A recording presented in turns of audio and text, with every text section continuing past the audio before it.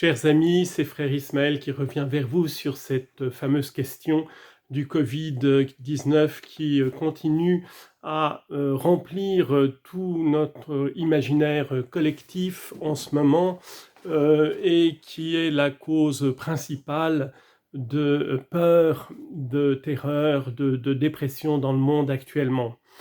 Et je reviens donc sur cette question à la lumière de la raison. Bien sûr, je suis d'abord un serviteur de Dieu, j'essaye d'être un disciple de Jésus, mais le plus beau don que Dieu nous a fait, c'est notre cœur humain, capable de vérité, capable de recherche de vérité, assoiffé de vérité, de lumière et d'amour. Que l'amour et la lumière ne vont pas l'un sans l'autre. Et toutes les disciplines, toutes les sciences sont un don extraordinaire de Dieu, une participation incroyable au mystère du Logos, lumière né de la lumière, qui procède du vrai Dieu et dont nous participons tous en tant qu'êtres humains rationnels. Nous participons tous de cette lumière du Logos, qui se diffracte et se réverbère et se participe dans toutes les modalités possibles de la connaissance humaine, en particulier celle de la connaissance scientifique. Et sur cette question du Covid-19, eh bien, je voudrais donc partager avec vous ces bilans qui ont été faits par les plus grands organismes et les plus grands spécialistes mondiaux dans le domaine médical et dans le domaine des épidémies. Nous avons donc les statistiques de mortalité pour l'an 2020. Comme vous l'avez déjà peut-être entendu, le Covid-19 se situe en 17e place environ de la mortalité mondiale.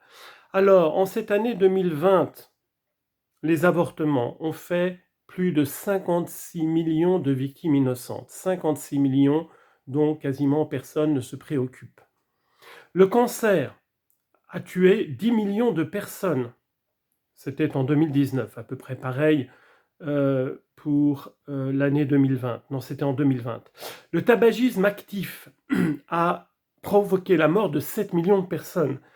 La pollution de l'air intérieur a provoqué la mort de 4,2 millions de personnes. La pollution de l'air extérieur a causé la mort de 3,8 millions de personnes. L'alcoolisme a tué 3 millions de personnes. La malnutrition a tué plus de 3 millions de personnes. L'obésité dans les pays riches a causé la mort de 2,8 millions de personnes. Les accidents du travail, 2,7 millions de personnes en sont mortes. Les accidents domestiques, mourir par explosion de votre gazinière ou par intoxication du gaz naturel ou par chute d'escalier, eh bien, les accidents domestiques ont causé 2 millions de morts. Vous avez beaucoup plus de chances de mourir de toutes ces causes de mortalité que du Covid. Les infections nosocomiales en hôpitaux, 2 millions de morts. Alzheimer, 1,6 million de morts. La tuberculose, 1,5 million de morts. Et le Covid-19, avec 1,3 million de morts. On ne parle que de lui, alors qu'il a tué 20 fois moins que toutes ces autres causes de mortalité. J'ai appris d'autre part par le plus grand épidémiologiste français que ce genre d'affection virale qui tue par étouffement, c'est terrible. Quand les poumons et les voies respiratoires sont prises, c'est une mort terrible. Tous les ans, ce genre de virus qui tue principalement en attaquant les poumons et les voies respiratoires, tous les ans, c'est 2 à 3 millions de personnes qui en meurent. Dans les années 2000, c'était 5 à 6 millions de personnes par an. Si vous aviez appelé ce virus le Covid 2000, eh bien, il en aurait été à 5 ou 6 millions de morts dans l'année 2000, c'est-à-dire beaucoup plus que les 1,3 million de morts de ce fameux Covid. Évidemment, en l'an 2000, comme dans les années qui suivaient, il n'y a pas eu tout un battage médiatique sur un Covid 2000 insaisissable qui tuerait les gens par millions. Je ne mets pas en doute, bien sûr, la gravité de cette maladie, les souffrances qu'elle cause, mais ce que je dénonce au vu de ces chiffres, c'est cette psychose monomaniaque, cette focalisation sur la 17e cause de mortalité mondiale, alors qu'il y a bien d'autres causes de mortalité plus graves encore, et dont qu'on aurait le moyen de soigner avec moins de moyens, que ces milliards que l'on déverse dans les lobbies pharmaceutiques pour contrer ce Covid-19. Alors, au sujet aussi de ce virus, ce qui m'a frappé, c'est que le plus grand épidémiologiste français, citant le plus grand épidémiologiste du monde, qui est un Américain, nous disait que les études ont été faites au cas par pays, sur les mesures prises pour combattre le virus. La conclusion, c'est quoi? C'est que, quelles que soient les mesures qui aient été prises de confinement, de port de masque, de désinfection, bref, pays par pays, l'analyse de toutes les mesures prises pour contrer le virus et de leurs résultats montre des résultats extrêmement décevants, voire non significatifs. Alors c'est vrai que là, on est devant un défi.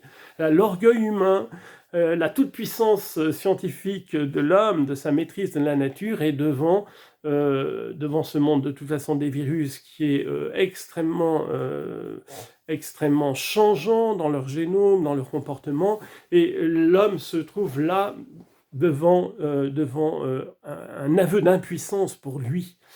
Et dans ce genre de situation, eh bien, je crois que lorsque l'homme découvre sa faiblesse et sa fragilité, c'est une grâce de Dieu qui nous rappelle que par nous-mêmes, nous ne pouvons pas nous sauver, que l'homme est incapable de se sauver par lui-même. Nous avons besoin de Dieu, de sa présence réconfortante pour nous guérir de la peur qui est la pire des choses.